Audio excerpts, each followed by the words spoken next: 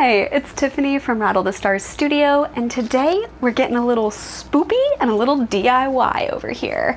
I'm going to show you how to make this spiders making lace top for spoopy season, but also all the time, because honestly, let's just get spoopier constantly. Why only limit it to October when we can spoop year round? So let's dive in. You're gonna need a t-shirt to alter, a lace piece. I used this lace collar, buttons, embroidery floss, and all your sewing supplies. So, are you ready? Get set. Let's get spoopy. Okay, so first things first, I have the t-shirt that I'm going to alter on, and I have my lace. So I've played around in the mirror a little bit with this, and I want the lace to kind of create this swoop collar. And I'm just gonna mark like where this is kind of gonna hit so that I can lay this out flat. So first I'm going to attach this lace, and then I'm gonna figure out kind of the neckline. I think I'm gonna shorten the sleeves, but I have no issues with the length and the fit of the rest of the shirt, so we're just gonna work up here. And then once we kind of figure out the neckline and the sleeves and we have this lace on, then we get to figure out our spider, which is going to be the fun part, and I'm really looking forward to it. So let's go to the table. Start by pinning the lace in place where you want it on the shirt.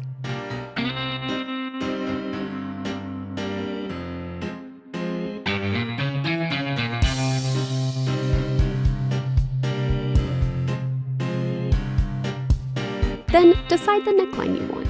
I decided to have the neckline follow the curve of the lace collar piece I have. So I trimmed the fabric and folded it over to create a very small hem at the neck. I sewed this hem before sewing the lace on.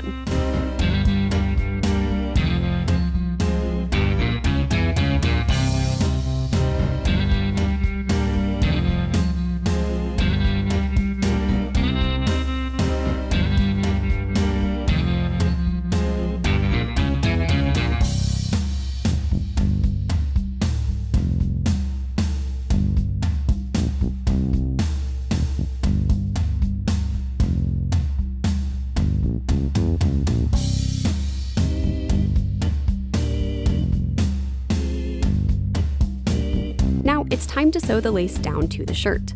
I decided to do this by machine, very carefully, but you could do it by hand instead if you prefer.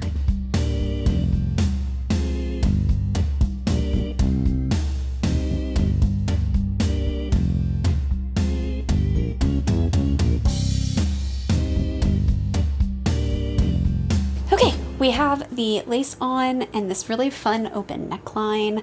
I think I'm going to do cap sleeves for this, and I am actually going to take the shirt in just to make it a little bit more fitted. It's a hair too baggy now that I've adjusted the neckline. And then right now I'm thinking I'm going to do 3 spiders, like 2 on one side and 1 on the other. So let's do the cap sleeves, let's take in the shirt, and then the fun part. I decided I wanted to take the shirt in a total of 2 inches, so I did 1 inch on each side. I marked my stitching line and curved it to be more fitted to my body shape. Then I decided how long I wanted the sleeves to be. I learned a neat trick recently where you reuse the hems of your shirts to create a new hem when you alter the shirt shorter, so I did that on the sleeves. I cut the sleeve to the length I wanted, then trimmed the sleeve hem to about 1/4 inch above the stitching line. Then I pinned the hem piece back to the sleeve. I will sew the hem piece back on right above the stitching, and this will give me the finished hem look back. And it helps prevent the rolling that can come with leaving a shirt unhemmed properly.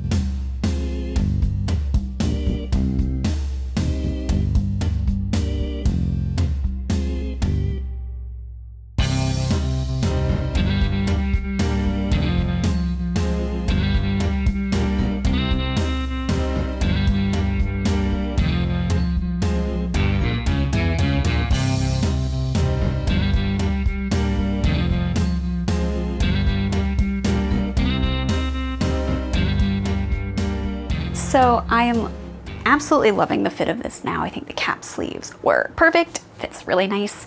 I have looked in the mirror, so I have these 2 buttons. They're kind of a matte bright white, and they're going to be the body of our spiders. So I've marked where I want those to go, and we are going to sew these on and then embroider our spiders with the web coming down to match them. Okay, so I have the buttons sewn on, and then I used some sticky notes to draw out some different spider designs to kind of figure out what I wanted to do. So I've decided I'm going to have this one coming down and then this one going up.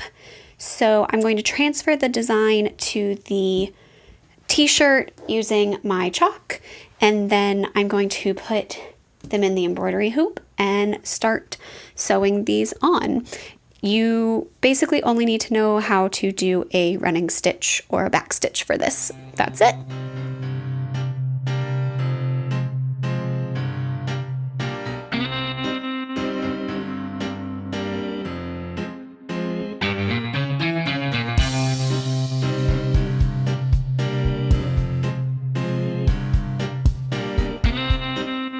For embroidering the spiders, I used 3 strands of a white embroidery floss.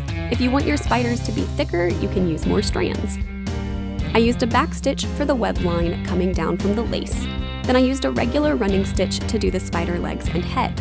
Just make sure for the heads to pack the stitches in tightly to make a solid shape.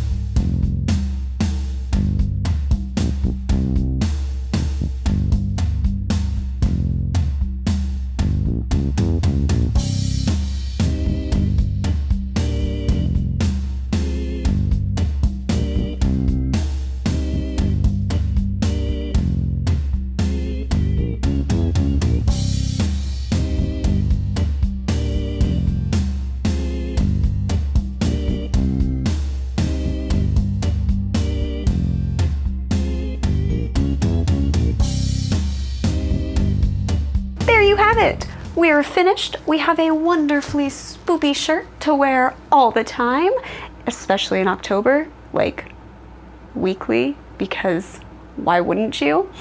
I hope you enjoyed this DIY upcycle thing that we did today. If you make it, please tag me on Instagram or Twitter and show me how yours turned out. I would love to see it. If you want more fun sewing things, click that subscribe button, hit that bell notification to make sure you see when all my videos go up. And give this a thumbs up if you liked it, and share it around, tell your friends, all that good stuff. Anyways, I will catch you all next time. Stay spoopy.